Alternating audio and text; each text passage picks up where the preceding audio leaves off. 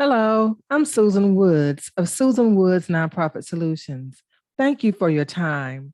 The purpose of this video message is to walk you through the steps to creating a pay.gov account to submit your Form 1023 application of recognition of exemption to the IRS for consideration of 501c3 status.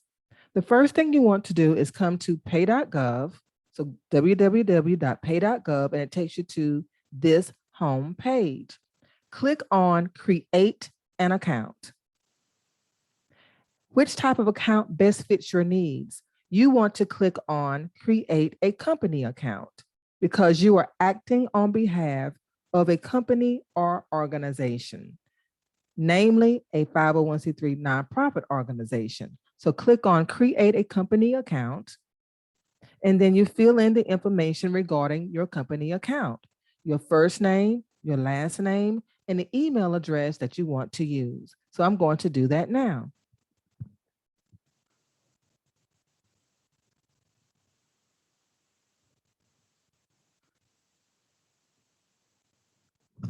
So I've added my first name, my last name, and my email address. And this video is just to demonstrate the steps. I'm not actually going to use this account. So the next thing you want to do is click on I have read and I agree to the rules of behavior, of course, after you have done so, and then click on Activate Account. Now, once I've activated my account, I'm going to get an email to guide me through the steps to completing the account setup. So click on Activate Account. And it says an account already exists with this email. Normally you would not have this message, but I'm going to just continue with creating a new account so that we can stay on the same track that you would have when you create a new account. And now I'm being notified that an email was sent to my email account so that I can complete the next steps to setting up the account. So I'm going to now go to my email. And here is my email message from pay.gov. And it says, please verify your pay.gov account. So I'm going to click on this link. Now, it says here, hello, what happened? Pay.gov received a request to create a new account. Complete your account information to get going on pay.gov. So now click on this link. And now I need to complete the registration process. Now the link took me back to the pay.gov site. So now I am on step number 2 of the process, which is completing my contact information. So I'm going to do that.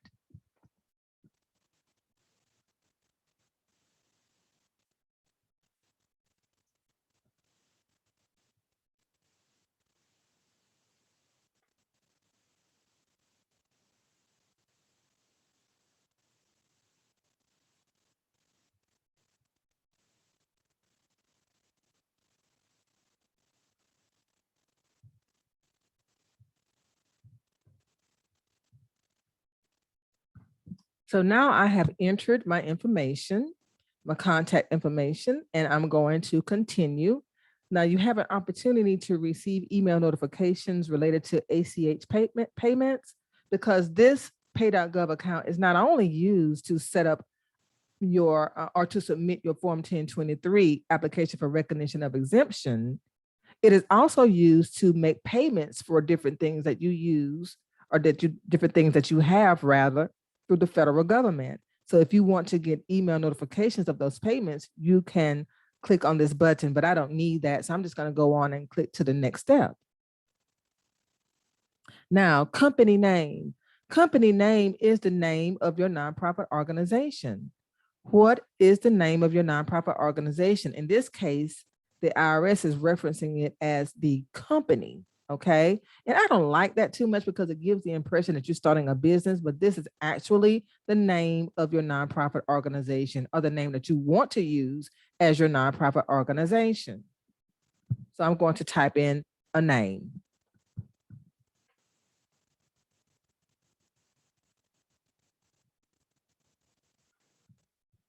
And I typed in a company name or a nonprofit name, and I'm just using something that's making something up, as you can see.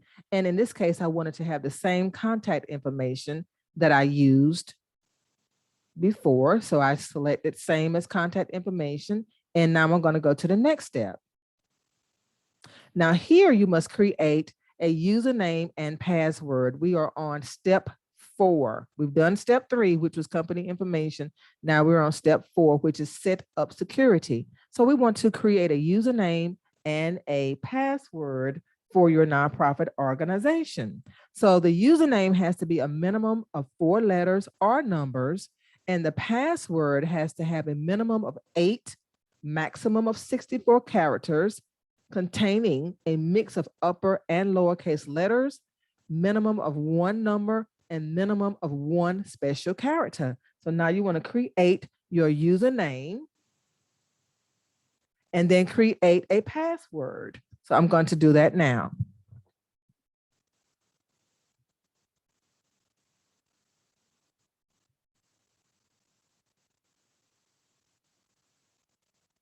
Oh, I have an error with my username. So let me start something. Let me create another one. Oh my goodness. Can't have more than 3 consecutive numbers. Oh, okay. All right. So here we are. This is trial and error.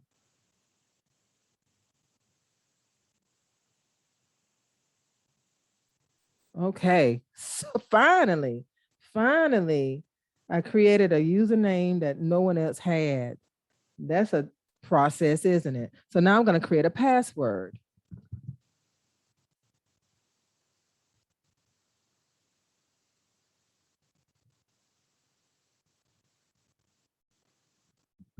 So I created something that probably makes no sense to anyone except me, but you will create your password, and I would recommend writing it down right away so that you can remember it, and then show my password. Okay, glow show town pound 1966. So I met the criteria for the password quickly. So now it says identity verification. There's another layer of security here. So you have to choose a secret question. So I'm going to choose what is the first name of your maternal grandmother. And I'm going to type in my secret answer. And this is what you will have to do as well. And you can show it if you want to, Lizzie. And then you choose a challenge question.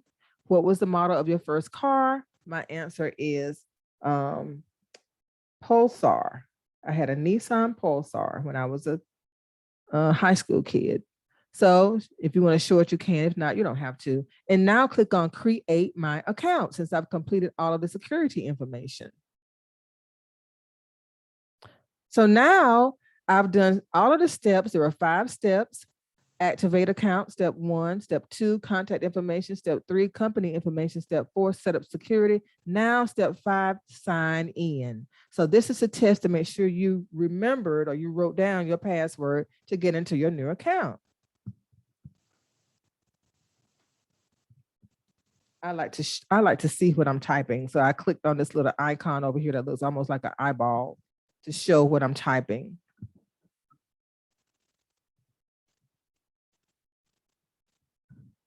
So I've typed in my password. I'm click on sign in. And I'm almost there. There's a verification step. Now, this is fairly new. This wasn't always there, but this is another layer of authentication that pay.gov implemented just a few weeks ago. So it asks you, how can you verify your account? One more step, one more time. So it says, for added security, you must authenticate your identity. Please select your preferred method.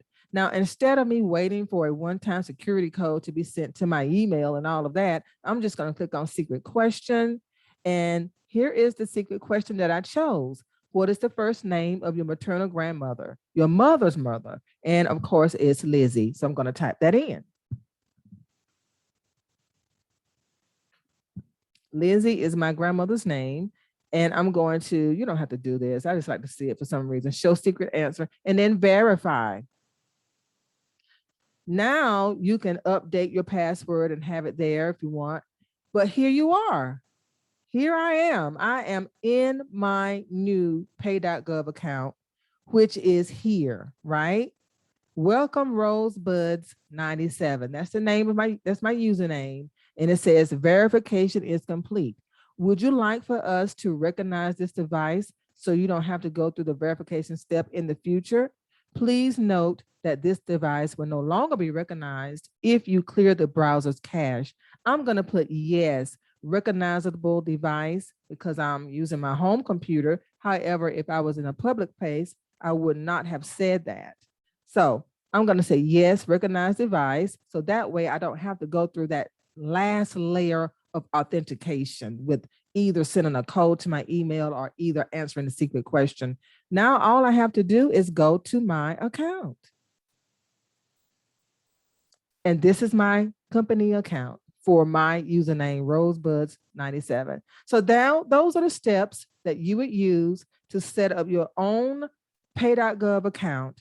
And again, for the purpose of submitting a Form 1023 application for recognition of exemption to be considered for 501c3 status for your nonprofit organization. Again, I'm Susan Woods of Susan Woods Nonprofit Solutions, and thank you so much for your time. Have a great day.